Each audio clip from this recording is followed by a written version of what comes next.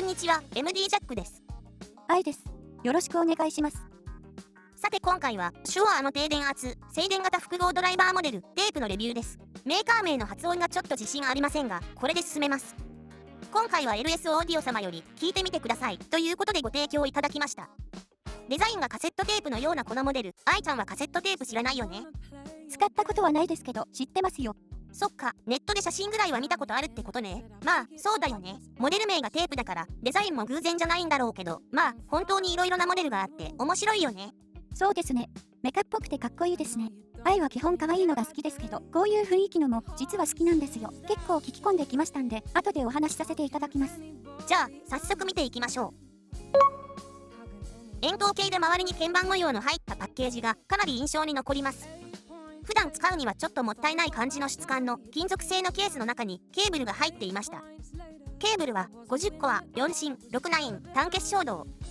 MMCX2.5mm、4極バランス接続ジャックに 3.5mm、3極アンバランス接続、変換ショートケーブル付属。イヤピは2種類、計6ペアです。音質の違いについては後ほどお話しします。往年のカセットテープを彷彿とさせるデザインは一度見たら忘れませんね。デザイナーの趣味なのか、そういう世代を狙ったデザインなのか、偶然なのか。全体がアルミニウム合金でビルドクオリティはとても良く、角張っているように見えて、エッジはちゃんと丸みを帯びた処理がされているし、耳に当たる側は流線形になっています。ノズル部は脱着可能です。また2箇所のベントから少し音が漏れてくるので、リスニング時の閉塞感はあまり感じません。このモデルの音質に直結する最大の特徴がこのドライバーです。静電型ドライバーは高級モデルにしか搭載されていないと思っていましたが、上に記載の通りモディファイを加え低価格で搭載できるようになっています。特徴は中広域、広域の綺麗さにあり、伸びるし刺さらないし、他のドライバーとは一線を画すといった印象です。前回の BQEYG サマーに搭載されているピエゾドライバーの質感に似ているかなとも思います。装着してみると角張っていることは気になりませんし、耳に当たる側が流線形になっているので、装着感、遮音性ともにいいです。付属の2種類のイヤピは白黒タイプの方が音が締まって硬質に感じました。黒の方が少しマイルドで広がりが出て、音量も若干下がったように思います。割と違いがはっきりしていました。これは余談ですが、写真のようにノズル部のイヤピが外れにくくなる機構をうまく使うと、イヤピを浅めに装着して音質調整が可能です。これは軸の硬いイヤピの方が浅めに止まりやすいのでよろしいかと。前回同様、イヤピはセドナイヤーフィットライトで収録しました。以前 TRN、TA1 などで、ファイナル E タイプとセドナイヤーフィットライトのイヤピ波形比較をしていますが、ファイナル E タイプの場合、6kHz 付近が他のイヤピより減衰する傾向にあるようです。セドナイヤーフィットライトは 6kHz 付近はそこまで落ちず、ファイナル E タイプが 8kHz 付近にピークがある場合、そのピークが少し前の帯域にずれてくる傾向に見受けられます。ただ、法則性があるという見方をするには、データが不足しているので、あくまでその傾向があるというにとどめます。では音質比較動画です。前回の動画で登場した BQEYG サマーとの比較をしています。With that cream, baby, pour that sweet on me, baby, shade it. We can cook up, we can stir up when we hook up, just you and me. With that cream, with that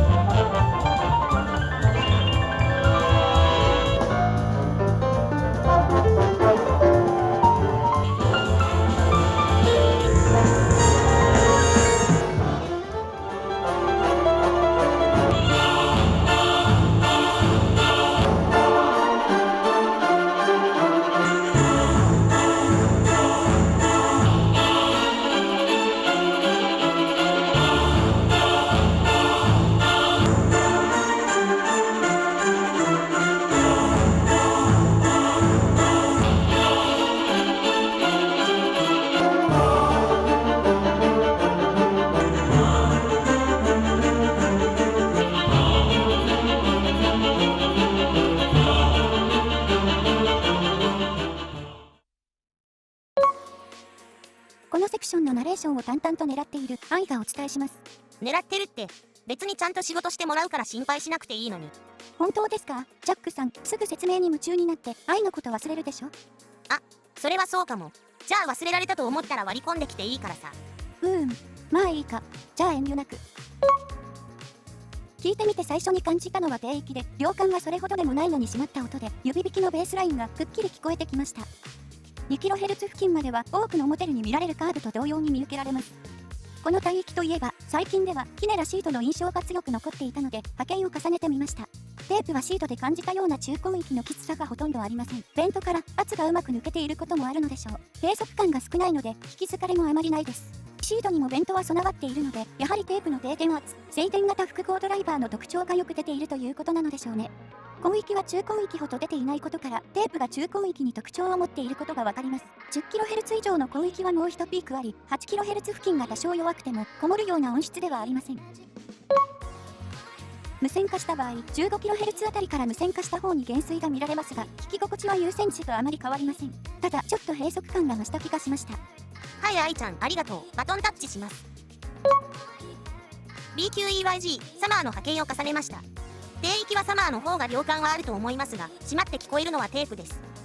2kHz 以上で大きな変化があり、サマーはこの帯域がとてもあっさりまとまっています。聞こえ方の違いは、ストリングスセクション、サックスなどの木管系、ボーカルなどはテープが前に出てきます。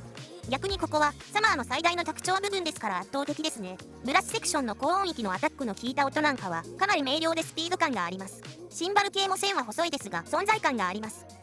そして、10kHz 以上は、またテープが逆転します。こうして見ると、全然音の作り方が違いますよね。